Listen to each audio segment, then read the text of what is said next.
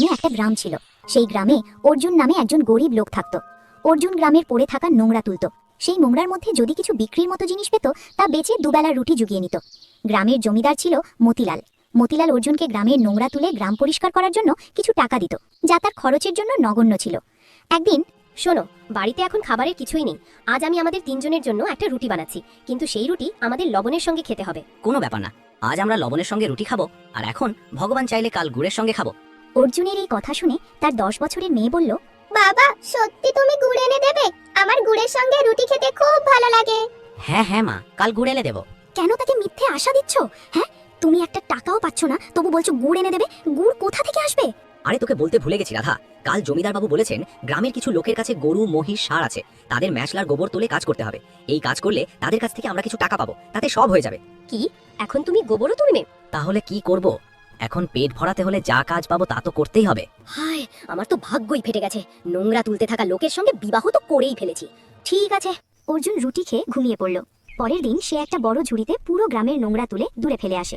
তারপর যাদের বাড়িতে গোবর তুলতে হবে তাদের কাছে যায়, কিন্তু কোনো কাজ পায় না। হতাশ হয়ে অর্জুন জমিদারের ঘরের দিকে যায়। জমিদার বাবু, আপনি তো বলেছিলেন যে ওদের বাড়ির গোবর তুলতে হবে, কিন্তু তারা তো বললো তাদের কোনো দরকার নেই। আরে আমি তোমাকে বলেছিলাম তোমার যাওয়ার আগেই অন্য কেউ তাদের কাছে কাজ করতে চলে গেছে। এখন তোমার মতো আরো অনেকে আছে যাদের কাজ দরকার। আমি তো গ্রামের লোকদের ভালো চাই। আপনার কথা ঠিক জমিদার বাবু, কিন্তু আমার হাত থেকে কাজ চলে গেল, তো এখন আমি কি করব? আরে এটা না হলে অন্য কোনো কাজ পাবে। এখন যাও, গ্রামের নোংরা তোলো। জমিদার বাবু, যদি সম্ভব হয় তাহলে কিছু টাকা দিতে পারেন। আসলে বাড়ির বাজার সব শেষ হয়ে গেছে, খাবারের কিছু নেই। ঠিক আছে, ঠিক আছে, সন্ধ্যায় পুরো গ্রামের নোংরা তুলে এসো, তোমাকে টাকা দেবো। কিন্তু জমিদার বাবু, এখন টাকা পেলে খুব উপকার হতো। আরে বললাম না দেবো, এখন যাও এখান থেকে। জমিদার অর্জুনকে কিছু বলার সুযোগই দেয় না এবং ঘরের ভিতরে চলে যায়। অর্জুন বেচারা গ্রামের নোংরা তুলতে শুরু করে। সে ভাবছিল এখন বাড়িতে কি নিয়ে যাবে। সে নিজের সঙ্গে কথা বলতে লাগলো। এখন কি করব? না নতুন কাজ মিলল, না টাকাও। রাধা তো আগেই বলেছিল বাড়ি ফেরার সময় খাবারের জিনিস নিয়ে আসতে, কিন্তু এখন আমার কাছে একটা টাকাও নেই। কি নিয়ে যাব বাড়ি? মিলিকে তো খালি পেটে শুইয়ে দিতে পারি না। কি করব কিছু বুঝতে পারছি না। অর্জুন ধীরে ধীরে নোংরা তুলে ঝুড়িতে দিচ্ছিল। পুরো গ্রামের নোংরা তুলে অর্জুন গ্রামের বাইরে নোংরা ফেলতে আসে। সে নোংরা ফেলে দেয় এবং ফিরে যায়, কিন্তু খালি হাতে। বাড়ি যাওয়ার সাহস হচ্ছে না। আরে বাড়ি কি করে যাব? কি মুখ দেখাবো? রাধা আর মিলিকে কি বলবো রাধা যে আমার কাছে টাকা নেই? এত বছর ধরে সে বিচারি আমার সঙ্গে কষ্ট করেছে, কতবার তাকে খালি পেটে শুতে হয়েছে, কিন্তু এখন তো তার সহ্য শক্তিও শেষ হয়ে গেছে। না, আমাকে কিছু না কিছু তো করতেই হবে। টাকা না পেলে আমি বাড়ি যাব না। অর্জুন সেখানে একটা গাছের নিচে বসে পড়ে। তার চোখ থেকে রাধা আর মিলির চিন্তায় অশ্রু গড়াতে লাগে। তখনই হঠাৎ আকাশে কালো মেঘ ঘনিয়ে আসে এবং বিদ্যুৎ কড়কড় করতে থাকে। এমন পরিবেশ হয় যেন এখন ঘন বৃষ্টি শুরু হবে। আরে এটা কি? এইমাত্র তো তীব্র রোদ্দুর ছিল এবং এখন অন্ধকার ছায়া পড়ে গেছে। এটা কি হচ্ছে? আমাকে এখনই বাড়ি পৌঁছাতে হবে। এই বলে অর্জুন গাছের নিচ থেকে উঠে যেতে শুরু করে। তখনই জোরে একটা বিদ্যুৎ কড়কড় করে। সেই বিদ্যুতের আলোয় একটা গাছের নিচে মাটির ভিতর অর্জুনকে কিছু ঝকঝকে জিনিস দেখা যায়। আরে ওটা কি ছিল এই গাছের নিচে? কত ঝকঝক করছে। কোথাও সোনার কোনো জিনিস আছে, আমাকে গিয়ে দেখতে হবে। কিছু কাজের জিনিস হলে তা বেচে টাকা পাবো। অর্জুন সেই গাছের কাছে গিয়ে নিচের মাটি খুঁড়ে মাটির ভিতর খুব পুরনো পিতলের একটা প্রদীপ ছিল, যা বিদ্যুতের আলোয় ঝকঝক করছিল। বিপিন সেই প্রদীপটা তুলে নেয় এবং আরে এ তো শুধু একটা পুরনো পিতলের প্রদীপ। আমি তো ভেবেছিলাম সোনার কোনো জিনিস হবে, কোনো গয়না হবে, কিন্তু আবার আমার ফাটা ভাগ্য আমাকে প্রতারিত করলো। এই প্রদীপের সঙ্গে আমি এখন কি করব? থাকুক এখানেই। অর্জুন সেই প্রদীপটা সেখানে রেখে যেতে শুরু করে। তখন তার মনে চিন্তা আসে, না, আমাকে এটা ছাড়ে যাওয়া উচিত নয়। পিতল তো পিতলই, কিন্তু এটা আমি বেচতে পারি। সোনার মতো বেশি না হলেও কয়েকদিন খাবার মিলবে, এতটুকু টাকা তো পাওয়া উচিত। চলো এটা বাড়ি নিয়ে যাই এবং পরিষ্কার করে কোনো দোকানে বেচে দেবো। রাধা আর মিলিও খুশি হবে। অর্জুন সেই প্রদীপটা তুলে বাড়ির দিকে ফিরে। হঠাৎ আকাশের কালো মেঘ সরে যায় এবং আলো ছড়িয়ে পড়ে। অর্জুন সেই প্রদীপ নিয়ে বাড়ি পৌঁছে যায়। এসেছো? জিনিস নিয়ে এসেছো তো? আমাকে দাও, আমি তাড়াতাড়ি কিছু রান্না করে নেব। মিলিরও খিদে পেয়েছে। না না, জিনিস আনিনি। কি? কিন্তু তুমি তো বলেছিলে আজ কিছু না কিছু নিয়েই আসবে। হ্যাঁ বলেছিলাম, কিন্তু কি করব, কোথাও কাজও পাইনি আর জমিদার বাবু টাকাও দেয়নি। হে ভগবান, তাহলে এখন আমরা কি করব? ওই আঙিনায় আমরা বহু বছর আগে যে আম গাছ লাগিয়েছিলাম তার পাতা খেয়ে নেব? তার পাতা খাওয়ার সময়ও তো নয়। আরে রাধা, এত চিন্তা করো না। এটা দেখো আমি কি পেয়েছি, এটা বেচে আমরা কিছু টাকা তো আনতে পারি। রাধা সেই পিতলের মাটি লেপা প্রদীপটা দেখে বলে, এটা কি? এই প্রদীপ নিয়ে এসছো কেন? এটা নোংরা নয়, এটা আমি মাটির নিচে পেয়েছি। হ্যাঁ, কিন্তু এর থেকে আমাদের কি লাভ? আর এটা এত বড় প্রদীপ যদি আমরা বাড়িতে জ্বালাই তাহলে তাও সম্ভব হবে না, কারণ আমাদের বাড়িতে তেলও নেই। আরে আমরা এই প্রদীপ জ্বালাবো না, আমি এটা পরিষ্কার করে কোথাও বেচে আসবো, তারপর যা টাকা পাবো তাতে শস্য নিয়ে আসবো। ঠিক আছে, যা করার করো। দেখি তোমার এই প্রদীপের দাম কত। অর্জুন একটা কাপড় দিয়ে সেই প্রদীপের মাটি পরিষ্কার করতে শুরু করে। সেই প্রদীপের মাটি সাফ করতে ঘষতে থাকে। ধীরে ধীরে মাটি সরতে শুরু করে। যেমন তেমন বিপিন সেই প্রদীপ ঘষতে থাকে। হঠাৎ তার ঝুপড়িতে নীল রঙের আলো ছড়িয়ে পড়ে। সেই আলো দেখে রাধা আর মিলি ভয় পেয়ে যায়। এটা কি? এটা কি নিয়ে এসেছো? এই প্রদীপ থেকে আলো কি করে বেরোচ্ছে? মা, আমার ভয় লাগছে। কিছু বুঝতে পারছি না রাধা, আমি তো এটা একটা সাধারণ প্রদীপ ভেবে নিয়ে এসেছিলাম। এ থেকে এমন আলো বের হতে পারে এটা আমি কখনো ভাবিনি। কোথাও এই প্রদীপে ভূত প্রেত নেই। যাও, এই প্রদীপটা বাইরে ফেলে এসো। আমি এটা বাড়িতে রাখতে চাই না। রাধা এমন বলতেই প্রদীপের ভিতর থেকে ধোঁয়া উঠতে শুরু করে। ধোঁয়া দেখে তিনজন আরো বেশি ভয় পায়। প্রদীপ থেকে বের হওয়া ধোঁয়া একটা জিনে পরিণত হয় এবং তার ভিতর থেকে আওয়াজ আসতে থাকে। আমি এই জাদুকরি প্রদীপের রক্ষক, আমাকে ভয় পাবার দরকার নেই। জাদুকরি প্রদীপের নাম শুনে রাধার চোখ চকচক করে ওঠে। জাদুকরি প্রদীপ মানে এই প্রদীপ আমাদের ইচ্ছে পূরণ করতে পারে? হ্যাঁ, আমি তোমাদের প্রতিটা ইচ্ছে পূরণ করতে পারি। শুধু বলো, কিন্তু একটা শর্ত আছে। প্রতিটা ইচ্ছার জন্য তোমাদের আমাকে কোনো মূল্য দিতে হবে। মূল্য মানে কি? মূল্য দিতে হবে আমাদের? যখনই তোমরা কোনো ইচ্ছে বলবে আমি তা পূরণ করে দেব। যা চাইবে তা তোমাদের সামনে প্রকট করে দেব। কিন্তু তার বদলে তোমাদের বাড়ি থেকে কিছু কমে যাবে। যেমন তোমাদের কোনো প্রিয় জিনিস তোমাদের থেকে দূরে চলে যাবে, কিন্তু প্রতিটা ইচ্ছে পূরণ হবে। এটা শুনে রাধা কিছু চিন্তা না করে বলে, জাদুকরি প্রদীপ, তুমি আমাদের ইচ্ছে পূরণ করতে পারো তো? আমার একটা ইচ্ছে পূরণ করো। সবার আগে আমার এই বাড়িটা ভালো পাকা বানিয়ে দাও। আমার বাড়িতে কখনো শস্যের অভাব না হোক। আমার মেয়ে আর আমাদের কখনো খালি পেটে শুতে না হোক। আরে আরে থামো রাধা, তুমি ঠিকমতো শোনোনি। এটা কি বললো? প্রতিটা ইচ্ছার সঙ্গে আমাদের বাড়ি থেকে আমাদের প্রিয় জিনিস চলে যাবে। আমাদের ভেবে চিনতে চাইতে হবে। এত তাড়াহুড়ো ঠিক নয়। তোমার চিন্তা ভাবনাই ভুল। এখন এটা নিজে থেকে আমাদের কিছু দিতে চায় আর তুমি মানা করছো। আরে আমাদের কাছ থেকে নিয়ে কি নেবে? আমাদের বাড়িতে আছে কি যে আমাদের কেড়ে নেবে? আমি চাই আমাদের বাড়িতে কখনো কোনো অভাব না হোক। মা, আমরা সবকিছু পেতে পারি, খাবার মিষ্টি পর্যন্ত। আমার মিষ্টি চাই। বাবা, তুমি চেয়ে দাও না মিষ্টি। রাধা আর মিলির হতাশ মুখ দেখে অর্জুন ঠিক আছে বলে প্রদীপ থেকে চায় যেন তার বাড়িতে কখনো খাবার দাবারের অভাব না হোক এবং তার বাড়ি পাকা হয়ে যাক। বিপিন এমন বলতেই সেই প্রদীপ ঝকঝকে ওঠে এবং অর্জুনের ঝুপড়ির জায়গায় একটা পাকা বাড়ি দাঁড়িয়ে যায়। তার বাড়ি শস্যের কলসি, ফল আর মিষ্টি দিয়ে ভরে যায়। এটা দেখে রাধা আর মিলি খুব খুশি হয়। আমি বলেছিলাম না তুমি শুধু চিন্তা করছিলা? দুজনে খুশি হয়ে খেতে শুরু করে। কিন্তু অর্জুন চিন্তায় পড়ে যায় যে এসবের জন্য তাকে কি মূল্য দিতে হবে। রাতে তিনজনে পেট ভরে খেয়ে ঘুমিয়ে পড়ে। আজ অনেক দিন পর তাদের সবাইকে পেট ভরে খাবার মিলেছে। পরের দিন সকালে অর্জুন নোংরা তুলতে যাওয়ার জন্য বাড়ি থেকে বেরোয়। তখন সে দেখে আঙিনায় দাঁড়ানো আম গাছটা পুরোপুরি শুকিয়ে গেছে। সেই গাছ এমন শুকিয়ে গেছে যেন বহু বছর ধরে পানি পায়নি। অর্জুন বুঝে যায় যে এটাই সেই মূল্য যা জাদুকরি প্রদীপ নিয়েছে। অর্জুনকে যেতে দেখে রাধা আসে। আরে কোথায় যাচ্ছ? নোংরা তুলতে যাচ্ছি, রোজকার মতো।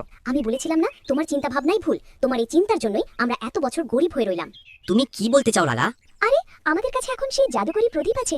তার সাহায্যে আমরা যা চাই তা চাইতে পারি। তাহলে গ্রামের নোংরা তুলতে যাওয়ার তোমার কি দরকার? না রাধা, এটা ঠিক নয়। তুমি শস্য আর খাবারের জিনিস চেয়েছিলে, বাড়ি ঠিক করতে বলেছিলে, তখন তো ঠিক ছিল। কিন্তু পরিশ্রম ছাড়া টাকা আয় করা আমার ভালো লাগে না। এটা দেখো, এই আম গাছটা আমরা দুজনে কত ভালোবেসে লাগিয়েছিলাম। আমাদের দুজনের ভালোবাসা মিলে এই গাছ দাঁড়িয়েছিল। কিন্তু এখন এটা শুকিয়ে গেছে। এই গাছ শুকিয়ে সেই প্রদীপ তার মূল্য নিয়েছে।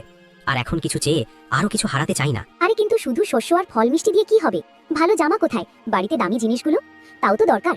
সঙ্গে গয়না, আমাদের মেয়ের জন্য খেলনা, এসবও তো চাই। রাধা, তুমি কালই তো প্রথম ইচ্ছে চেয়েছিলে, এখন একটু সন্তোষ রাখো। অর্জুনের এই কথা শুনে রাধা রেগে গিয়ে বলে, সন্তোষ? তুমি আমাকে সন্তোষ রাখতে বলছো? আরে এত বছর ধরে সন্তোষ রেখেই এসেছি, এখন আমার ধৈর্য থাকে না। তাহলে আমি কি করেছি? কাজ তো করছিলাম, এখন টাকা পাচ্ছিলাম না। তাহলে কি করতে পারতাম? দুজনে রাগ করে ঝগড়া করতে থাকে। বেচারি মিলি ভয়ে এক কোণে দাঁড়িয়ে থাকে। রাধা আর অর্জুনের আওয়াজ বাড়তে থাকে। মিলির ভয় বাড়ে এবং সে বলে, মা, বাবা, তোমরা ঝগড়া করো না, আমার ভয় লাগছে। মিলি বলতে থাকে, কিন্তু অর্জুন আর রাধা তার কথা শোনে না। তাদের আওয়াজ বাড়তেই থাকে। এখন দুজনের মধ্যে ইতিমধ্যে প্রতিদিন ঝগড়া হতে লাগে। একদিন রাধা সেই জাদুকরি প্রদীপ থেকে ভালো জামা, গয়না আর খেলনা চায়। অর্জুনকে এটা একদম ভালো লাগে না। দুজনের মধ্যে একদিন খুব ঝগড়া হয় এবং রাধা রেগে বাড়ি ছেড়ে মায়ের বাড়ি চলে যায়। সে মিলিকে অর্জুনের কাছেই রেখে চলে যায় এবং অর্জুন বুঝে যায় কি হয়েছে। সে বলে, জাদুকরি প্রদীপ তার মূল্য নিয়েছে, রাধাকে আমার থেকে দূরে সরিয়ে দিয়েছে। রাধা, তুমি বুঝছো যে আমাদের ঝগড়াগুলো তোমার এই প্রদীপ থেকে ইচ্ছে পূরণ করানোর জন্যই হচ্ছে? তুমি আমার প্রিয় এবং সেই প্রদীপ আমার থেকে তোমাকে দূরে করে দিয়েছে। এখন আমাকে সেই প্রদীপকেই দূর করতে হবে। অর্জুন ভাবছিল যে সে সেই প্রদীপকে বাড়ি থেকে বাইরে করে দেবে, কিন্তু সে জানতো না যে এখন সেই প্রদীপ তার কাছেই থাকবে। পরের দিন অর্জুন সেই প্রদীপ নিয়ে বাড়ি থেকে বাইরে যাওয়ার জন্য বেরোয়। তখনই হঠাৎ মিলির আওয়াজ শোনা যায়। অর্জুন বাড়ির ভেতরে চলে যায় এবং প্রদীপটা কোণে রেখে দেয়। সে দেখে মিলি মাটিতে পড়ে কাঁদছে। মিলি, মা, তোর কি হয়েছে? বাবা, আমার পেটে খুব ব্যথা হচ্ছে। আরে তোমার হঠাৎ এটা কি হলো? জানি না বাবা, হঠাৎ পেটে ব্যথা হচ্ছে। বাবা, কিছু করো। অর্জুন মিলিকে তুলে বিছানায় শুয়ে যায় এবং দৌড়ে বৈদ্যজির কাছে যায়। অর্জুন বৈদ্যকে নিয়ে বাড়ি আসে। বৈদ্য মিলির পরীক্ষা করে এবং ওষুধ দেয়। বাবা, আমার পেটের ব্যথা কবে শেষ হবে? 2 দিন ধরে ওষুধ খাচ্ছি, কিন্তু পেটের ব্যথা বাড়তেই থাকে। চলে যাবে মা, বৈদ্যজি ওষুধ দিয়েছেন, আর কয়েকদিন তোমার ব্যথা শেষ হয়ে যাবে। 1 সপ্তাহ কেটে যায়, কিন্তু মিলির ব্যথা শেষ হবার বদলে আরও বেড়ে যায়। বৈদ্যজি প্রতিদিন এসে মিলিকে দেখে যান, কিন্তু কোনো পরিবর্তন হয় না। রাধার কাছে মিলির খবর পৌঁছে যায় এবং সে বাড়ি ফিরে আসে। হায়, আমার মেয়ের কি হয়েছে? মিলিমা, পেটে খুব ব্যথা হচ্ছে, অনেক দিন হয়ে গেছে। তোমার মেয়ের খেয়ালও রাখোনি না। আমি কয়েকদিনের জন্য বাড়ি থেকে গেলেই তুমি আমার মেয়েকে অসুস্থ করে দিয়েছো। আমি কিছু করিনি রাধা, আমি তো মিলির পুরো যত্ন নিচ্ছিলাম। বৈদ্যজি প্রতিদিন এসে মিলির ওষুধও দিচ্ছেন। ঠিক আছে, যদি তিনি প্রতিদিন ওষুধ দিচ্ছেন, তাহলে এখনো মিলির অবস্থা যে কেন উন্নতি হয়নি? তোমার থেকে কিচ্ছু হয় না, তোমার সঙ্গে কথা বলা বেকার। আরে এখন বৈদ্যজি তো আসছেন, আমারও মিলির চিন্তা হচ্ছে, কিন্তু এখন আমি কি করব বুঝতে পারছি না। মিলির ব্যথার চিকিৎসা কিভাবে হবে? একটাই জিনিস মিলির চিকিৎসা করতে পারে, জাদুকরি প্রদীপ। তুমি এই প্রদীপকে বলো যেন আমাদের মেয়ে ঠিক হয়ে যাক। জাদুকরি প্রদীপকে বলবো? কিন্তু কিন্তু কিছু না, আমি যা বলছি তা করো। সেই প্রদীপ আমাদের প্রতিটা ইচ্ছে পূরণ করতে পারে। আর এখন মিলির অসুস্থতার চেয়ে বড় কিছু কি থাকতে পারে? অর্জুন প্রদীপের কাছে যায়। সে প্রদীপের সামনে হাত জোড় করে দাঁড়ায়। হে প্রদীপ, আমার ইচ্ছে পূরণ করো, আমার মেয়ে সুস্থ হয়ে যাক। এমন কিছু করো, তাহলে হয়তো তোমার মূল্যে আমার প্রাণই নিয়ে নাও। অর্জুনের কথা শুনে প্রদীপ থেকে আলো বেরোতে শুরু করে। সেই প্রদীপের আলো মিলির ওপর পড়ে এবং হঠাৎ মিলি উঠে দাঁড়ায়। তার পেটের ব্যথা চলে যায়। মা, বাবা, আমার পেট ঠিক হয়ে গেছে, এখন আমার ব্যথা আর লাগছে না। আমার মেয়ে ঠিক হয়ে গেছে। দেখেছিলাম না, শেষমেশ আমি যা বলেছিলাম তাই হলো। তোমার বাবা শুধু শুধু তোমাকে এতদিন ব্যথায় রেখেছে। হ্যাঁ, তুমি ঠিক বলেছো, আমার আগে এটা করা উচিত ছিল। এক সন্ধ্যায় অর্জুন মিলিকে আঙ্গিনায় ডাকে। অর্জুনের আওয়াজ শুনে মিলি বাইরে আসে। মিলি, এটা দেখো, এটা কত সুন্দর পাখি। তুমি কে? আমি তোমাকে চিনি না। এটা শুনে অর্জুনের পায়ের নিচ থেকে মাটি সরে যায়। মিলি, তুমি কি বলছো? আমি তোমার বাবা। না, আমি তোমাকে চিনি না। মা, মা, এটা দেখো কে। মিলি চেঁচাতে চেঁচাতে রাধাকে ডাকতে থাকে। মা, এই লোক বলছে এটা আমার বাবা, কিন্তু আমি তো এদের চিনিই না। মিলির কথা শুনে রাধাকেও ধাক্কা লাগে। অর্জুন গভীর চিন্তায় পড়ে যায় এবং বলে, মূল্য দিয়ে দিয়েছি। দেখেছো রাধা, এটাই সেই প্রদীপের নেয়া মূল্য। আমার থেকে আমার মেয়েকেই কেড়ে নিয়েছে। তার অসুস্থতা তো ঠিক হয়েছে, কিন্তু তার স্মৃতি থেকে আমি মুছে গেছি। অর্জুন কাঁদতে থাকে, কিন্তু মিলির কোনো প্রভাব পড়ে না। রাধার জেদের জন্য এসব হয়েছে। একদিন রাধা মিলিকে নিয়ে মায়ের বাড়ি চলে যায় এবং এখন সেই বাড়িতে অর্জুন একা পড়ে যায়। এতক্ষণ অর্জুনের পাকা বাড়ি আর তার বাড়িতে আনা খাবার দেখে জমিদার বুঝে যায় যে তার কাছে জাদুকরি প্রদীপ আছে। অর্জুন নোংরা তুলে আর অর্জুনের কাছে সেই জাদুকরি প্রদীপ শোভা পায় না। যা চাইলাম তা তো পেয়ে গেছি, এখন সেই প্রদীপ আমার হওয়া উচিত। একদিন অর্জুন বাড়িতে নেই। এটা দেখে জমিদার অর্জুনের বাড়িতে ঢুকে সেই প্রদীপ নিয়ে তার বাড়িতে চলে যায়। কিন্তু তার জানা ছিল না যে তার সঙ্গে এরপর কি হবে। জমিদার প্রদীপটা বাড়িতে নিয়ে এসে তার সামনে রেখে তার ইচ্ছে বলতে যাচ্ছিল, যখন তার স্ত্রী সাবিত্রী এসে পড়ে। এটা কি করছো? আমি জানি তুমি সেই অর্জুনের জাদুকরি প্রদীপ নিতে গিয়েছিলে, কিন্তু আমার কাছে এটা ঠিক লাগছে না। এই প্রদীপ থেকে কিছু চাওয়া তোমার উপর ভারী না পড়ে যায়? চুপ কর, তোর কিচ্ছু জানা নেই। এই প্রদীপ থেকে যা চাইবো তা পাবো। আমি অনেক টাকা আর সোনা চাইবো। শুনেছি অর্জুনের ইচ্ছে পূরণের বদলে কিছু মূল্য দিতে হয়েছে। তোমার সঙ্গেও যদি এমন হয়? আরে এমন কিছু হয় না, তুমি যাও। জমিদার সাবিত্রীকে তাড়িয়ে দেয় এবং প্রদীপকে বলে, এই জাদুকরি প্রদীপ আমাকে অনেক টাকা দাও, এত যে আমার সিন্ধুকে রাখার জায়গা না থাকে। আমি সবচেয়ে ধনী হতে চাই। জমিদার এমন বলতেই প্রদীপ থেকে আলো জ্বলে ওঠে। জমিদারের ঘরে হঠাৎ টাকার বৃষ্টি হতে থাকে।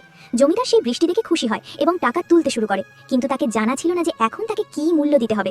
হঠাৎ জমিদারের ঘর কাঁপতে থাকে এবং তার ছাদ পড়তে শুরু করে। সাবিত্রী আর বাকিরা দৌড়ে বাইরে চলে আসে। জমিদারের একটা আওয়াজ শোনা যায় যে, তোমার ঘর, তোমার এই ইচ্ছের মূল্য। না না, আমি আমার ঘরের বদলে এই টাকা চাই না। যদি এই ঘর ভেঙে আমার পরিবারের উপর পড়ে যায়, তাহলে তার নিচে চাপা পড়ে মরে যাব। না না, আমার কিচ্ছু দরকার নেই। এই প্রদীপটা আবার অর্জুনকে দিয়ে আসবো। জমিদার প্রদীপটা তুলে অর্জুনের বাড়ির দিকে দৌড়ায় এবং জমিদারের ঘর কাঁপা বন্ধ হয়ে যায়। জমিদার শিক্ষা পেয়ে যায়। কয়েকদিন পর গরমের ঋতু শুরু হয়। গ্রামের নদী, নালা, পুকুর আর কূপ সব শুকিয়ে যায়। কারো কাছে পানির এক ফোঁটা পর্যন্ত ছিল না। অর্জুন, আমি জানি তোমার কাছে জাদুকরি প্রদীপ আছে এবং সেই প্রদীপ থেকে তুমি যা চাও তা দেয়। আজ আমি আমার গ্রামের জন্য কিছু চাইতে এসেছি। আমার গ্রামের লোকেরা পানি ছাড়া ছটপট করছে, কারো কাছে এক ফোঁটা পানিও বাকি নেই। আজ যদি তুমি তোমার গ্রামের সাহায্য সেই প্রদীপের মাধ্যমে করো, তাহলে সবাই তোমার উপর বড় অনুগ্রহ করবে, নইলে লোকেরা প্রাণ হারাবে। আপনি ঠিক বলছেন জমিদার বাবু, পানির অভাব সবার। আমি জানি অর্জুন সেই প্রদীপ মূল্য চায়, কিন্তু আমাদের আর কোনো উপায় নেই। তোমার সেই জাদুকরি প্রদীপই কিছু অলৌকিক করতে পারে। আমি প্রস্তুত জমিদার বাবু। যাই হোক, এখন আমার জীবনে বাঁচার কি আছে? আমার স্ত্রী আমার সঙ্গে থাকে না, আর আমার মেয়ে তো আমাকে ভুলেই গেছে। এর চেয়ে বড় মূল্য আর কি হতে পারে? এখন সেই প্রদীপ আমার থেকে যা নেয়, আমার কোনো আপত্তি নেই। এই বলে অর্জুন সেই প্রদীপের কাছে যায়। সে প্রদীপকে প্রার্থনা করে, হে আমার জাদুকরি প্রদীপ, আমার গ্রামবাসীদের প্রাণ বাঁচাও এবং গ্রামে এমন পানির ব্যবস্থা করো যেন প্রতিটা গ্রামবাসী পানি পান করে নিতে পারে এবং কখনো কারো পানির অভাব না হয়। প্রদীপ থেকে আলো জ্বলে ওঠে এবং অর্জুনের বাড়ির বাইরের মাটিতে ফাটল ধরে। সেই ফাটল থেকে ঠান্ডা মিষ্টি পানির ঝর্ণা বইতে থাকে। পুরো গ্রামের পানির অভাব শেষ হয়ে যায়।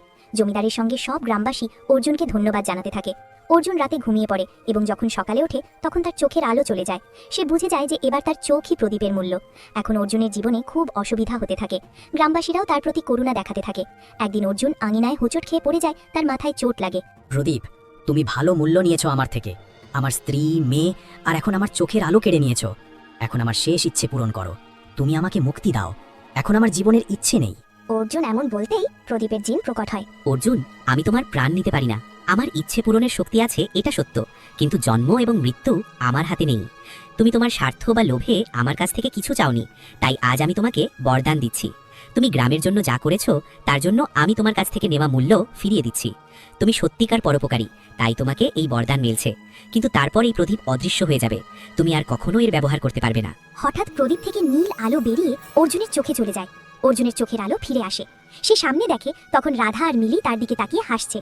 দুজনে দৌড়ে তার কাছে চলে আসে। মিলি অর্জুনকে বাবা বাবা বলে জড়িয়ে ধরে। অর্জুন ভিতরে দেখে তখন প্রদীপ সেখানে নেই। অর্জুন বুঝে যায় যে সেই জাদুকরী প্রদীপ তার জীবন থেকে চিরকালের জন্য চলে গেছে।